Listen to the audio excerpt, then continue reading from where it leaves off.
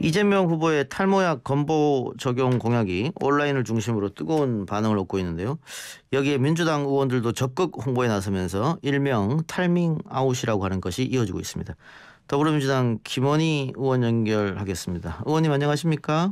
예, 안녕하세요. 목포 국회의원 김원입니다. 예, 먼저 탈모 공약부터 이야기해보죠. 이재명 후보의 탈모약 건강보험 적용 지금 온라인 상으로 상당히 폭발적 인기를 얻고 있는데 네네. 의원님도 1,000만 탈모인 여러분 이재명으로 단결하자 이런 SNS 올리셨습니다. 이 공약 네. 효과 이 정도 반응이 있으리라고 예상하셨어요? 사실 이렇게까지는 저희들이 사실은 이게 소확행 공약이었거든요. 예. 국민이 일상에서 느끼는 작지만 확실하게 어떤 실현 가능한 행복 이런 거를 위한 거였는데 예. 사실은 완전히 지금 2030 세대에서 폭발적 반응이 일어나고 있습니다. 예. 이재명을 뽑는 게 아닙니다. 이재명을 청와대에 심읍시다. 예. 이런 얘기도 나오고 있고 예. 특히 2030 보수 성향의 그 남성 커뮤니티 펜코나 예. 엠팍 이런 데서도 이 공약 때문에 이재명 찍는다. 예. 탈모에 좌우 없다. 예. 70대 TK 남성도 원하는 공약이다. 이런 재밌는 댓글도 달리고 있어서 국민들이 참 이런 작지만 확실하게 실행 가능한 어떤 이런 소확행 공약을 보면서 이게 국민들의 마음이 참 절절하구나 이런 걸 많이 느꼈습니다. 근데 이 공약을 내놓고 특히 젊은이들을 중심으로 폭발적 인기를 얻었는데 네네. 어제부터 이게 과연 옳은 공약이냐 지금 네네. 건강보험 재정 문제도 있는데 네네. 중증 환자 위주로 가야 되는 거 아니냐 결국 탈모라고 하는 게 사람 목숨과 상관없지 않느냐 이런 반대 여론이 조금씩 형성되는 것 같아요. 이게 그 탈모에 어제 저희가 청년 탈모 초청 간담회 탈모인 초청 간담회를 제가 다녀왔는데요. 예. 그 자리에 참 심각한 얘기들이 많이 나왔어요. 예. 그러니까 탈모로 우울증을 겪은 이야기, 면접에 떨어진 다음에 탈모 때문 아닌가 하는 이런 심리적 위축감을 겪은 이야기, 예. 또 출산 후에 극심한 탈모 때문에 우울감에 빠졌던 젊은 엄마 이야기 이런 얘기들이 많이 나왔는데 예. 그래서 탈모는 개인 질병이기도 하지만 2030 청년에게는 어떤 연애, 취업, 대인관계, 사회 진출에 큰 영향을 미치는 사회적 질병 아니겠습니까? 예. 그래서 이런 문제에 대해서는 우리 정부가 대한민국이 책임져 줘야 되는 거 아니냐 이런 생각들을 많이 했습니다. 예. 그러니까 더 이상 탈모가 미용이나 성형 분야가 아니고 이것도 질병의 일종이다 이렇게 보시는 거죠? 그렇죠. 사회적 질병이라고 보는 거죠, 저희들은. 예. 네. 근데 국민의당 안철수 후보가 이재명 후보 공약을 비판하면서 네네. 차라리 카피 탈모약 값을 인하하자 이런 이야기를 했어요. 어떻게 보십니까? 그 안철수 후보가 탈모 치료제 건보 적용을 사실상 이제 반대하면서 예. 제네릭 이른바 이제 복제약이죠. 예. 복제약 약값을 떨어뜨리겠다 이렇게 말씀을 하셨는데 그 방법에 대해서는 말씀하지 않으셨어요. 근데 건보 적용이 안 되는 비급여 약가에 대해서 정부가 어떻게 관여하죠? 사실 정부가 시장에 직접 개입해서 약가를 내리겠다는 그렇게 해석될 수도 있는 매우 위험하고 무책임한 주장이거든요. 예. 그래서 이 약가 협상을 위해서는 우선 건강보험 적용 대상이 돼야만 약가를 내릴 거냐 말 거냐를 결정할 수 있는 협상 대상이 되는 겁니다. 그래서 결국 건보 대상에 약값을 산정하는 법적 권한이 있는 것은 건강보험정책심의위원회거든요. 예. 거기에서 심의 의결해야 되는데 비급여들은 즉 급여 대상이 아닌 약품들은 논의 대상이 아니에요. 그래서 우리가 정부가 거기에 개입할 방법이 없는 거죠. 아하. 예전에 이분이 안철수 후보가 보건복지위원회 활동을 하신 것으로 알고 있는데 어떻게 이런 내용을 좀 아실 텐데 이렇게 무책임한 주장을 하셨을까 좀 이해가 되지 않습니다. 알겠습니다. 자, 그런데 이 공약이 청년 선대위에서 시민들의 목소리를 듣는 과정에서 나왔다 이런 건데 그리고 후보가 받아들였다 이런 건데 앞으로 이런 공약들 그러니까 소확행 공약이라고들 하는데 네네. 소소하지만 국민들에게는 확 자극과 각인이 될 수 있는 이런 공약들이 좀 있을 것 같긴 해요. 지금 저희가 지금까지 발표한 소확행 공약 중에 반응이 좋았던 걸 말씀을 몇 가지 드리면 그 동물병원의 진료 항목과 진료비를 표준화하는 문제, 그리고 개식용을 금지하는 문제, 이런 것들이 지금 발표돼서 아주 뜨거운 반응을 불러일으키고 있고 저희들이 이게 이제 반응이 좋으니까 우리 이재명 후보의 공식 어플리케이션 이재명 플러스에서 국민 제안을 받아봤어요. 그랬더니 지금 오늘 오전 6시 기준으로 2071개가 접수가 됐는데 대부분이 이게 2030 세대가 제안하고 있습니다. 내용을 봤더니 전기 따릉이를 좀 더 많이 확대해달라. 전국으로 확대해달라. 이런 얘기. 그리고 자전거와 대중교통을 연계를 하게 해달라. 그다음에 이게 지방 청년들이 올린 것 같은데 지방의 문화 인프라를 확충해달라.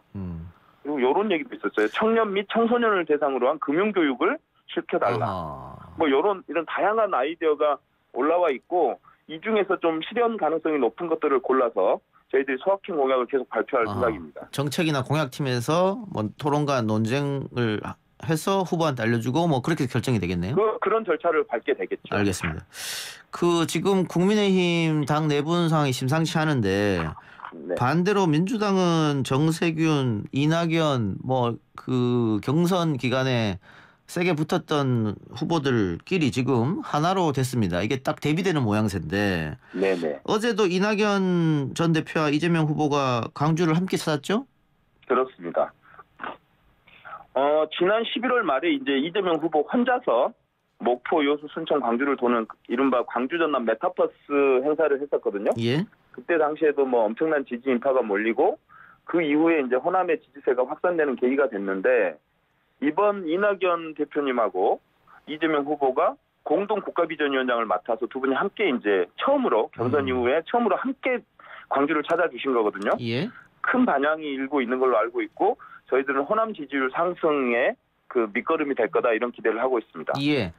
그 처음에 이재명 후보가 선출되고 나서 호남에서 다른 민주당 역대 후보들보다 지지율이 안 나온다. 그래서 걱정이 있었던 것 같은데. 맞습니다. 뭐 의원님 지역구가 호남이시니까 지금은 네, 어떻습니까, 여론이? 지금은 60에서 70% 정도로 상승해 있는 상황이고요. 예. 하지만 그럼에도 불구하고 대선 승리를 위해서는 약간 부족한 상황입니다. 그래서 이낙연 후보에 대한 여전한 애정을 가진 그런 유권자들이 많이 계셔서 이번 이낙연 전 대표님의 호남 방문을 통해서 그리고 두 분이 같이 찾아주셨으니까 그럼 두 분의 큰 역할을 기대하고 호남 지지율을 현재 6, 70에서 한 80까지 좀 끌어올려 보자. 이런 것들을 저희들이 의기투합을 하고 있습니다. 예. 강기정 선대위 호남 총괄 특보단장이 국민의힘 윤석열 후보를 두고 역대 호남에서 가장 적은 표를 가져갈 것이다 이렇게 예측했는데 혹시 거기에 동의하십니까? 보니까 이제 강기정 선배님이 상대 후보가 윤석열이라면이라는 전제하에 말씀을 하셨더라고요. 예. 뭐 그런 측면에서라면 저는 그리 됐으면 좋겠습니다.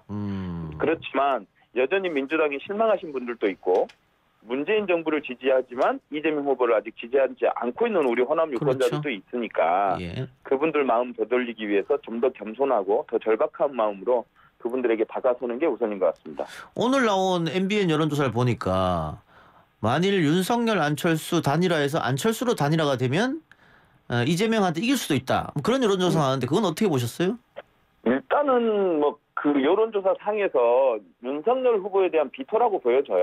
예. 윤석열 후보에 대한 비토라고 보여지고 문제는 이런 여론조사가 이제 가면 갈수록 나올 것 같거든요. 예.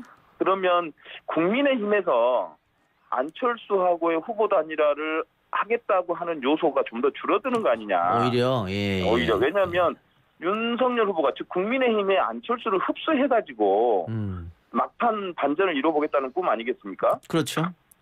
근데 웬걸 안철수가 돼버리면 국민의힘이나 윤석열 후보는 뭐 안 되는 거잖아요. 폭망이잖아요. 이른바. 예. 그런 상황이라면 이 후보 단일화에 대해서 소극적일 수밖에 없고 뭐 파괴력이 작을 수밖에 없다 이런 판단이 들고요. 예.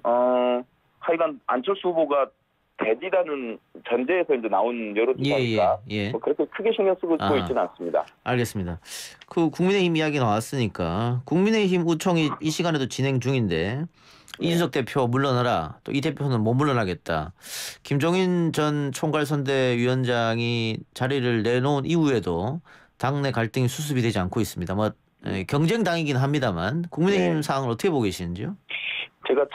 제가 말씀드리긴 참 그러네요. 근데 의원총회에서 이준석 대표 사퇴를 촉구했다고 하고요. 예. 뭐 그 내용을 봤더니 절대 다수 의원은 당대표가 즉각 사퇴해야 한다고 촉구하며 향후 이 같은 사태가 재발되면 즉각 사퇴해야 한다 이렇게 결의했다는 건데 예. 근데 의원총회에서 당대표 사퇴 결의가 효력이 있나요? 정치적 메시지죠 뭐. 예. 그렇죠. 국민의힘 당원 당규에 따르면 탄핵 제도가 없는 걸로 알고 있어요. 예. 아마 책임당원 투표에 의한 당원 소환될 텐데 그 요건을 충족하기 어렵죠. 근데 아마 제가 느끼기에는 의원총회 결의를 통해서 해임시킬 수 있었다면 진짜 해임시키지 않았을까요? 이런 모습이 이런 실효성 없는 이렇게 내부의 정쟁에 빠져 있는 모습이 지금 국민 보기에 참 부끄럽네요. 그러니까 이 정치가 국민을 걱정해야 되는데 국민이 정치를 걱정하는 상황 아닌가 싶어서 참 이렇게 남의 당 일이긴 하지만 참 부끄럽습니다. 알겠습니다. 의원님 오늘 인터뷰 고맙습니다. 네, 고맙습니다. 지금까지 더불어민주당 김원희 의원이었습니다.